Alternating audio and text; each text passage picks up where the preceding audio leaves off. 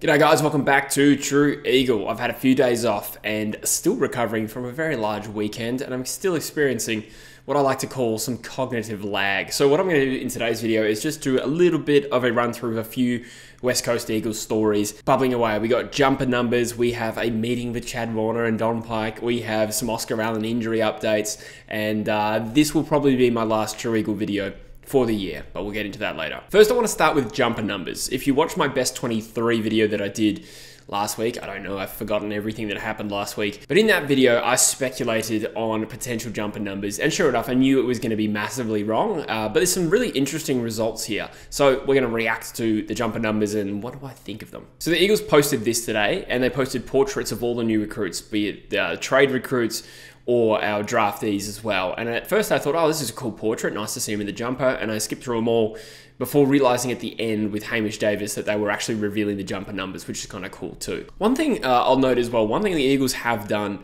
or not done over the last number of years, is actually show trade recruits and draftees with their actual jumpers on. I feel like this was a common thing when I was a kid, and I always used to find it so exciting to see whoever we traded in wearing an Eagles jumper for the first time. So it's nice that we've actually done it here. I mean, there's a lot of Photoshops going around and stuff, so maybe it doesn't have the same impact. But it's nice to see the players, including the draftees, wearing the jumpers that are actually like player issued, like match worn jumpers. You can tell Bo Allen's actually fits him. Anyway, I'm rambling.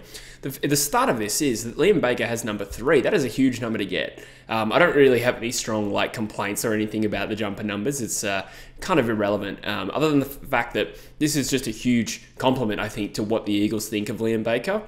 This is a huge number in our history, massively significant, made famous first by Chris Mainwaring, and then by Chris Judd, naturally, and then, of course, Andrew Gaff. So, 3 back-to-back midfield guns that just shows there must be a fairly good opinion of Liam Baker. Obviously, we traded a lot for him, we know that. But still, a little bit of a surprise. I thought we might hold that off for, a top draftee or something like that. It's the one thing that's nice about this is Liam Baker did grow up a big, passionate West Coast Eagles fan from all reports. And you know what I do like about him? The fact that he just wanted to play for us. There was a little bit of discussion with Fremantle, but it sounds like it was always going to be West Coast. And this will mean a lot to him because I'm sure he grew up in the Chris Judd era. And then I suppose Andrew Gaff as well. I'm sure this will mean a lot to him as well. So that's nice. We'll move through the next one. We've got Matt Owies in 16. That's a pretty juicy number. The lower the number, generally, it indicates what the club thinks of you to some extent. Obviously, I think Matt Owies is a good player. 16 is probably about right. I didn't predict it. I thought it might have been Bo Allen. I've always sort of looked at like what number the club gives you sort of indicates your potential, or at least in their eyes. And I do remember it raised my eyebrows when they gave number 2 to Jake Waterman, but geez, that one's looking good. So by that logic, Tyler Brockman, who got 10, another big number in West Coast history, that obviously implies what West Coast think of Tyler Brockman. So, hopefully he comes good. Who we got next? We have Jack Graham in number 17. Again, I sort of thought maybe it goes to the key position forward, the talented forward like a Ryan Marrick or who I might be playing back. But Jack Williams, I kind of just thought maybe a key position player, maybe even Shanahan gets this number. But there's literally no reason why it has to be a key position player. It's just sometimes we've done that. We did that with 27. Went from Jakovic to Jack Darling. Was there someone in between? There must have been someone. Oh, Ben McKinley. Somebody actually commented that in my video before. So either way, quite a bit of a change up. Having a smaller player in 17. Again, it doesn't really mean anything. But Jack Graham's in the 17. Bo Allen gets into 26. That's quite a high number, actually. This and Shanahan's number, which we'll get to, it sort of suggests to me that they think he's really good, but they might wait a year, give him a high enough number so that he'll want to upgrade it. Does that make sense? We also didn't upgrade like any other players, like a Marrick or a Hutchinson or a Tyrell Dewar. Maybe it is a little bit early to upgrade them, fair enough. But I suspect, they're waiting for to be a bit of turnover next year, and there'll be some juicy numbers available. As we talked about, we might see the end of Cripps, we might see the end of Dom Sheed. That number 4 might be available next year, so we'll see who earns it. You got Tom Gross in the 27, so again, bucking the trend. Jakovic, Darling, and McKinley, sort of not really key position, but giving it to a smaller midfielder in Tom Gross. Gee, he looks so young. I like the look of him, don't get me wrong. He looks like a good young player. Seems like a really nice kid. Mum's from Perth, apparently, so that will help the transition. But nice to see him in the 27. That's a really good West Coast Eagles number. Luca Grego gets 31. That was Jermaine Jones last year. Will Schofield, I'm not sure off the top of my head if Will Schofield is the best 31 we've ever had, but I'm probably thinking it's a safe bet. Very good player, premiership player. Jobe Shanahan gets the 35, made famous by Patrick McGinnity. No, good for him, but I think this is another player that will get an upgrade before too long. And I did think 27 made sense for Shanahan, you know, if you just sort of lazily sort of assume they're going to go key position again. But Shanahan will start in 35. I reckon it's not too long before he gets an upgrade. Malachi went for 37. Obviously, Hutchinson did not depart the 44 number, and we have a little bit of a history of giving the 44 to our talented small forward Indigenous players. It's just a little bit of a tradition we do at West Coast, and instead he takes Tom Barris's 37, which is, yeah, now a very good number to have. Thank you to Tom Barris. And finally, Hamish Davis gets the 38. I am struggling to remember off the top of my head who wore 38 previously. I'm not sure, but I think there's a decent chance he becomes the best 38 ever. I hope I'm not disrespecting some sort of 1994 premiership player. But I do think Hamish has some potential to play AFL, and I really thought he was going to go much earlier in the draft. Hopefully he's another player that earns an upgrade at some point in his career. So next up, we'll talk about this tweet from Ryan Daniels, where Chad Warner played golf with CEO Don Pike and West Coast Head of Strategy / Innovation Kieran Jack on Sunday. Few ex-workmates catching up, or a chat about the future.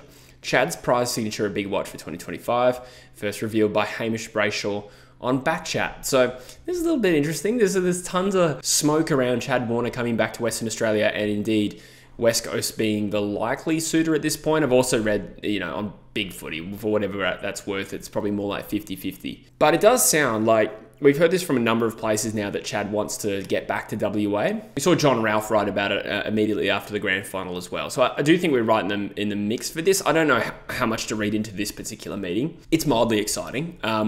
You look, these guys all had a connection. Obviously, Don Pike was at Sydney. Kieran Jack, who works in an off-field role for us in terms of strategy and innovation. It's more of a business side of the club that he works for. But they are all Sydney people as well. I don't remember if Chad Warner and Kieran Jack ever overlapped, though. I actually think they mustn't have. To me, I don't reckon Chad Warner and Don Pike were good enough mates to simply be catching up for a round of golf. In general, I could be wrong, but I reckon Don Pike is laying some groundwork there. So fingers crossed this happens. You know, I've been talking about it on the channel.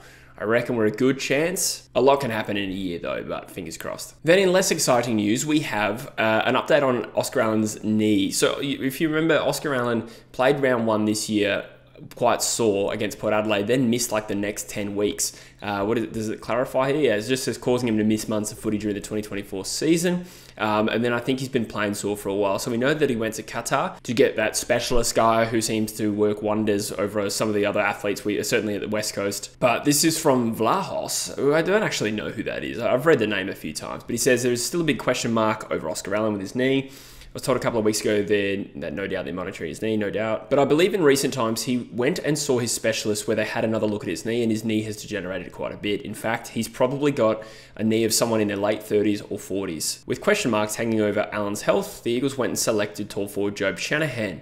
Vlahos believes this pick was partly made as an insurance policy in case the Eagles need cover for Allen going forward. I think Oscar's quite upset or disappointed about the diagnosis, but the Eagles are thinking, well, we're going to persevere and hopefully we'll get through and everything will be okay. But just in case we need some cover, we're bringing Jobe in and get him up to speed and he can be some insurance. That's what I'm being told. Okay, so he claims to have a source here. Now, I'm not from this world, and I couldn't tell you like whether or not it's a really bad thing to have the knee of someone in their late 30s or early 40s. I presume it's not a good thing. But it is some cause for concern. Obviously, this knee injury has been going on for quite a while now. And I think Allen still did a really good job last year. I know he got his critics, but like the amount of times he impacted despite having a quiet day, where, you know, against North Melbourne, he had a quiet first half, and I think he kicked 5 in the second half. There were other games where he kicked 3 1/4 or something like that. So his endeavour and his spirit's been really strong, and it seems to be quite clear he's been playing through some injury for some time. I don't really know what to say about this, to be honest. I don't know how seriously to take it. I certainly don't think we picked Shanahan because of Oscar Allen's injury.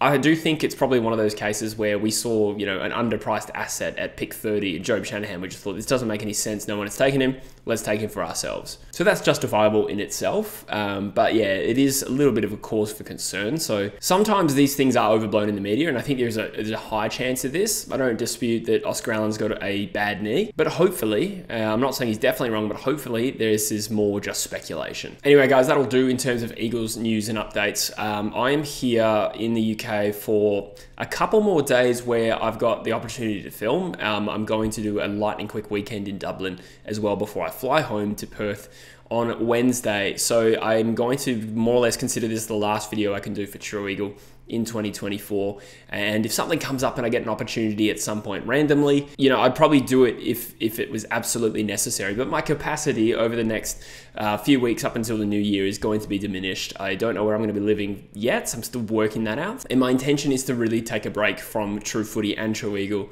over the December and January period. I still will upload in January. I'm contracted to for a sponsor. But other than that, I'm going to just try and settle back into being in Perth. And what better time to do it than over December and January?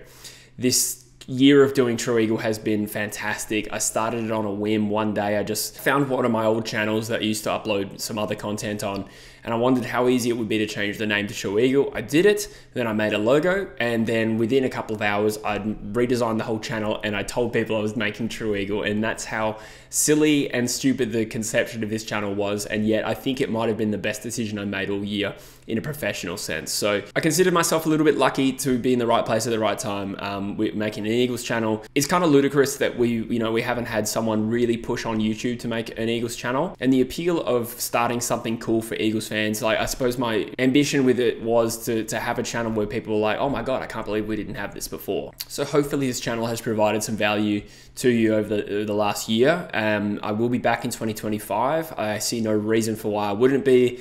The time that I have to spend on content, you know, that's going to probably shift a little bit, and I need to start thinking about, you know, making enough money to rent for a start. It'll be a little bit different when I get back home, but I'm looking forward to being back at Eagles games, potentially a pre-season Eagles game. Like, it's going to be cool to be back in Perth. I probably took it for granted while I was there, and I think being back at Optus Stadium in March of next year or whatever will be a fun experience for me. And yeah, a big thank you to everyone who's supported this channel, both this channel and True Footy. It's been a really good year. There's been people who've supported the channel just by showing up in every video just about and commenting their opinion. It's been a great way to gauge what Eagles fans are thinking and feeling. Further to that, you know, heaps of you have even supported the channel financially as well, which is, I'm really grateful for. It's lovely. So yes, you might not see my face for a little bit, which may or may not be a bad thing, but thank you so much for a great year. This has been a tremendous experience, and I'm looking forward to continuing this in 2025. Have a great Christmas period. Have a great New Year's, and I'll see you somewhere down the track in 2025. Cheers.